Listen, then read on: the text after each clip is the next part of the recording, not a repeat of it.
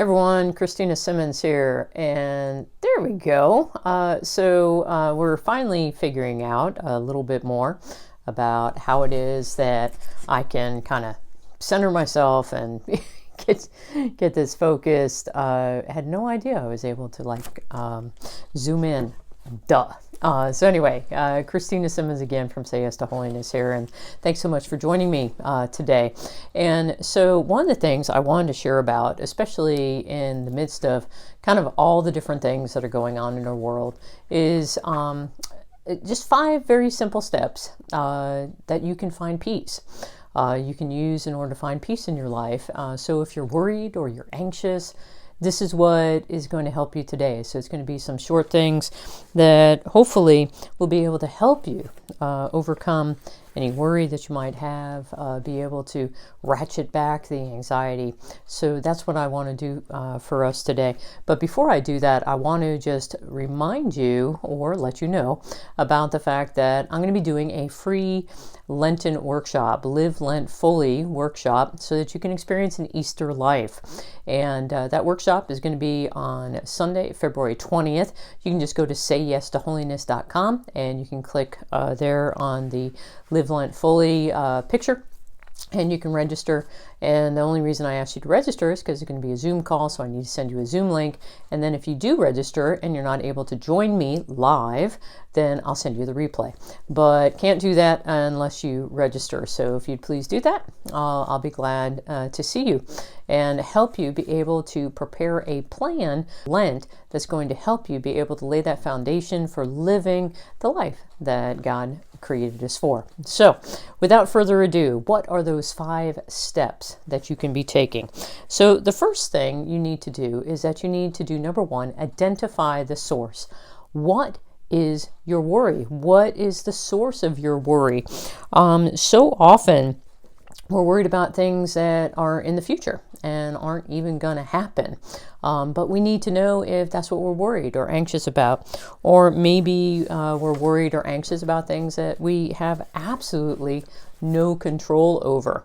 And it's important for us to recognize this so that way we are able to set those things aside.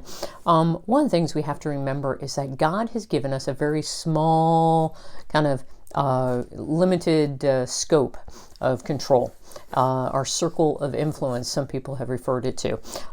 So it's, usually it's our own behavior, it's our family, it's our kids, what's going on in our workplace, how we interact with people, etc. But many times we spend a lot of time and effort worrying about things that are beyond our control. That's God's responsibility. So identify the source of what you're worrying about and then surrender to God everything that's not your responsibility. So that would be step 1. Or one of the things, and I just want to highlight this very briefly, is are we worried about things and we're procrastinating? In other words, we're setting aside some responsibility. So like, for example, when I don't write, and I have like a schedule that, for my new book that I'm writing, and when I don't write, then I feel that anxiety, I feel that pressure. So take care of what it is that you are concerned with, if it's your responsibility. Otherwise, give it to God. Number 2 is confront your fear. And what this means is, and this is a real simple exercise and something that I do many times, is that especially in our relationships where we have done something or we're worried about telling someone something, and we'll go in our mind over and over and over again all the different ways this could play out. Well, one of the things that you can do is you can confront your fear. What's the worst thing that could possibly happen? And then, if you're okay with that, then don't worry about it anymore. Usually the thing we're worried about isn't going to kill us, and it's not going to kill anyone else. And those are the biggest things we need to worry about. So if it's not going to kill you, might be painful, might be difficult, but if it's not going to kill you and it's not going to kill someone else, then we probably don't need to worry about it, because we can live with all the other scenarios. Number 3, embrace failure. What do I mean by that? It means that we can't be worried or anxious about whether or not something that we do is going to be, quote, successful, whether or not we're going to be able to to do the thing that we want to do and to do it as well as we want to do it. And we get all anxious and worried about things. Now, there's a difference between worry and being worried and anxious in a nervous kind of positive way. In other words, it's helping us do the best that we can and prepare well. But when we've done everything that we can, then we need to set everything else aside and we need to give it to God. And the fact is that if we embrace the fact that failure is not failure, there's no such thing. Rather, it's learning. So you either succeed or you learn. You succeed or you learn. Anyone who has learned a new skill, this is true. So there's no such thing as failure. Rather, it's always about learning or succeeding.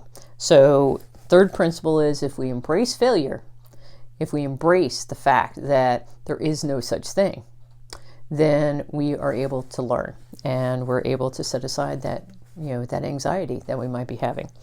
Fourth principle, focus on the present. Let me tell you, God is in the eternal present, and this is where He invites us to live. So just focus on what you can and must be done today.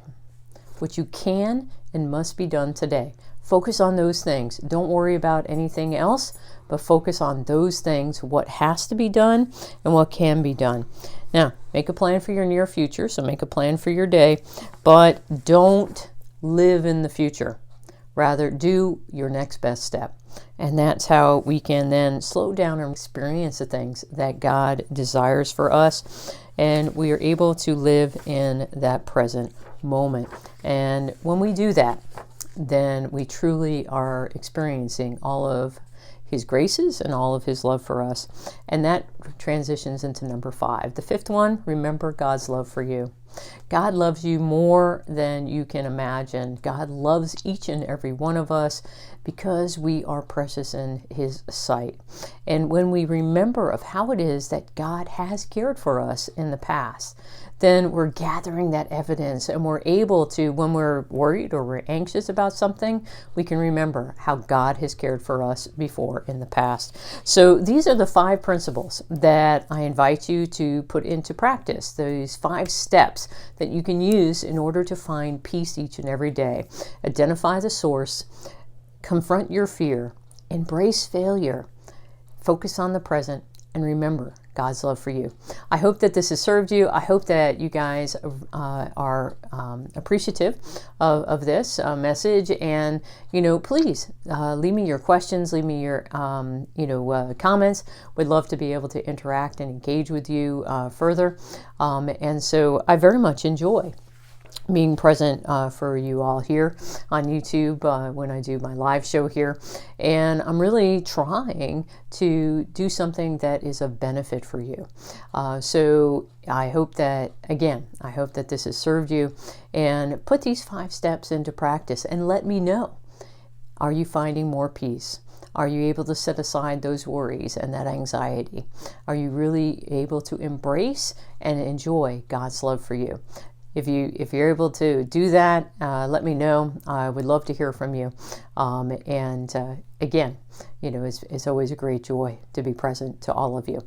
Don't forget about that Lenten workshop coming up. Just go to sayyestoholiness.com and click on the Live Lent Fully workshop. And I look forward to seeing all of you again soon. God bless.